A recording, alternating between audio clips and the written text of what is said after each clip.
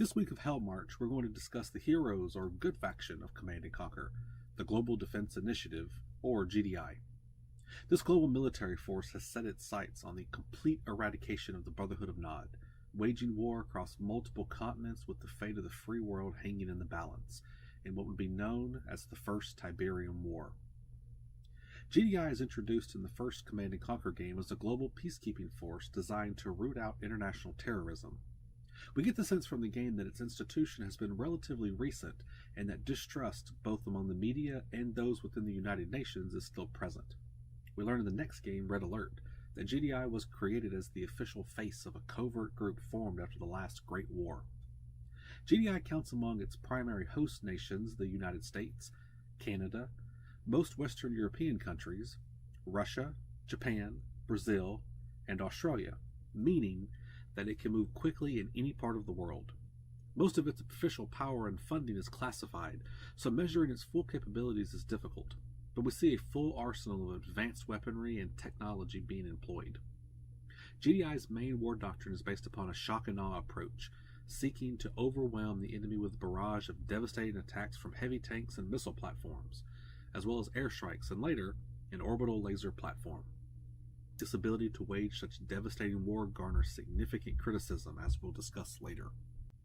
GDI is headed by General Mark Shepard, who delivers the majority of your missions to you throughout the game. When he's out of pocket, those duties fall to Commander Carter, a field operative, and Colonel Morelli, a fighter pilot. Shepard begins the campaign as a consummate professional, but as the war wages on, he grows more fanatical about defeating Kane. Carter eventually contracts Tiberium sickness from prolonged exposure to the mysterious substance prior to better understanding it. However, he is killed in the line of duty before falling to later stages of the disease. The player character, while unnamed in the game, is retroactively named James Solomon, the younger version of the character in the sequel. The story told throughout the GDI campaign details the war in Eastern Europe, with GDI beginning in Estonia and working south to finish in Sarajevo. The early missions are primarily based upon establishing a foothold, knocking out Nod Tiberium collection efforts, and establishing air superiority.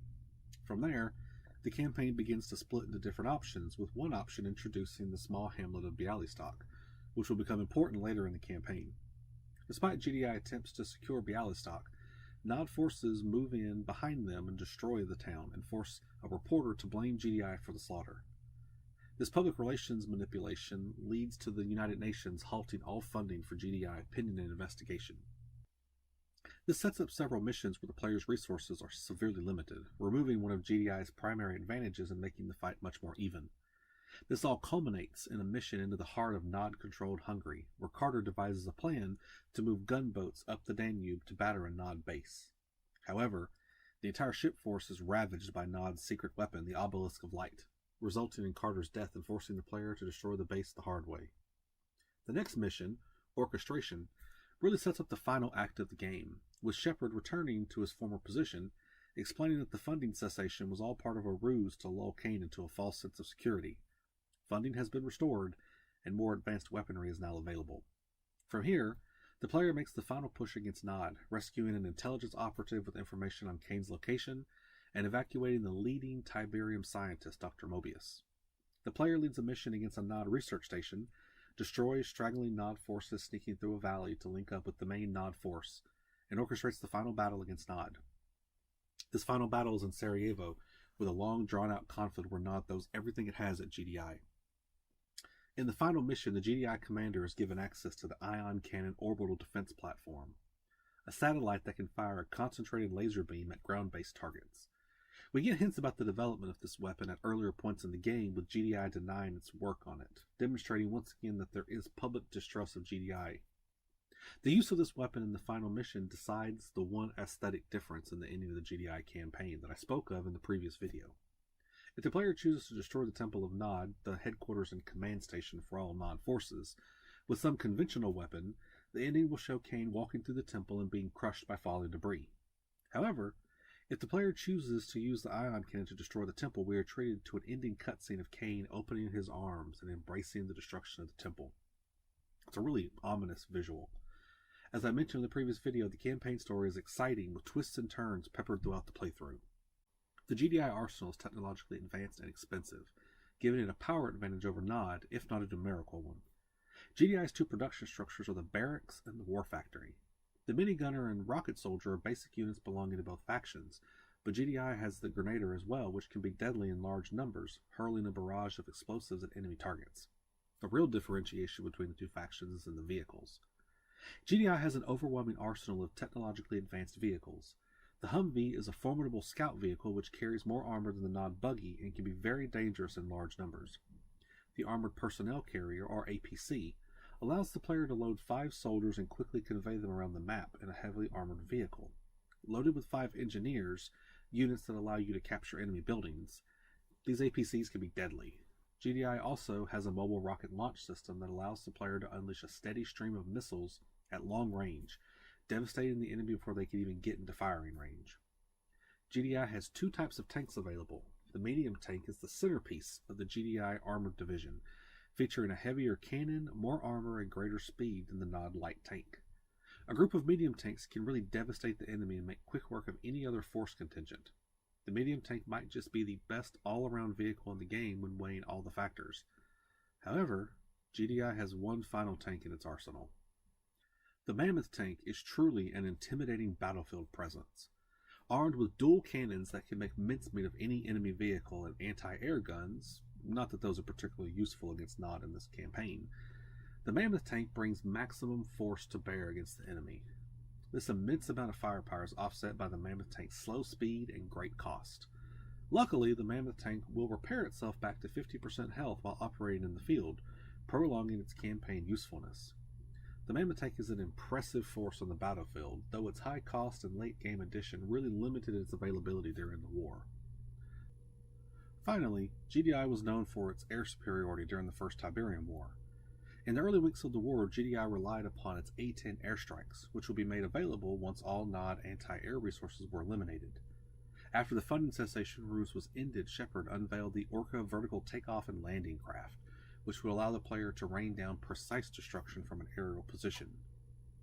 GDI has 2 other structures that give it a sizable advantage in the war. The first is the repair facility, which really coincides with the notion of GDI's arsenal being more expensive. Due to the great cost of producing the weaponry used on the battlefield, it is advantageous to GDI to repair damaged vehicles rather than allowing them to be destroyed and producing new ones.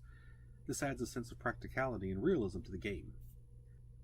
The second unique structure is the Advanced Communications Center, which gives the GDI commander access to the orbital ion cannon. The ion cannon is a satellite stationed in space that fires a concentrated ion beam at terrestrial targets. This gives GDI a severe tactical advantage, which will only grow in later game installments as the ion cannon becomes a more integral part of the GDI war effort. The ion cannon, while not as powerful as the Nod superweapon equivalent, can be reused and is much more surgical in its application. GDI's weapons and equipment are on the cutting edge of technology and power, and it brings the full might of its arsenal to bear against Nod. GDI views the mysterious substance known as Tiberium with suspicion and caution. The substance appears to be extraterrestrial in nature, having arrived on the Earth in a meteor that crashed next to the Tiber River in Italy, thus earning it the name of Tiberium, though Kane does refute this story. Tiberium quickly began to spread by some unknown conveyance and began leaching raw materials from the soil, making the crystal growth protruding from the ground very valuable. With Nod's massive investment in Tiberium harvesting allowing it access to vast resources, GDI was left with no option but to pursue harvesting as well. However, Tiberium is not a miracle substance with no downside. As the war progresses, GDI begins to notice that soldiers getting too close to it without protective gear begin exhibiting signs of sickness and even odd growths on the body. We even see signs of this on Commander Carter before his death in battle. As the war began to draw to a close, GDI guidance was to avoid contact with Tiberium at all cost, going so far as to evacuate populations that would soon be encroached upon by the spreading Tiberium. Leading the research on Tiberium is Dr. Ignatius Mobius, a brilliant, if not eccentric doctor. Nod targets the doctor on a number of occasions, necessitating GDI intervention. GDI is depicted as the good guys in the story, and there is no way to argue that they're not better than Nod. However, the initiative's overreach, accompanied by its overwhelming war force, raises legitimate concerns within the world of the game. We will see these concerns grow to fruition in later installments. After discussing the Brotherhood of Nod next week, we'll see that the compromises made to form GDI and vest within it the power given is a worthwhile trade-off to stop Kane's plans. As Tiberium continues to wreak havoc upon the planet, GDI's role in the world will grow to a point of near absolute power. We'll continue Hellmarch next week with a similar breakdown and discussion of the Brotherhood of Nod. For those of you who have played Command & Conquer, what's your favorite installment? Let me know down below. Thanks for watching.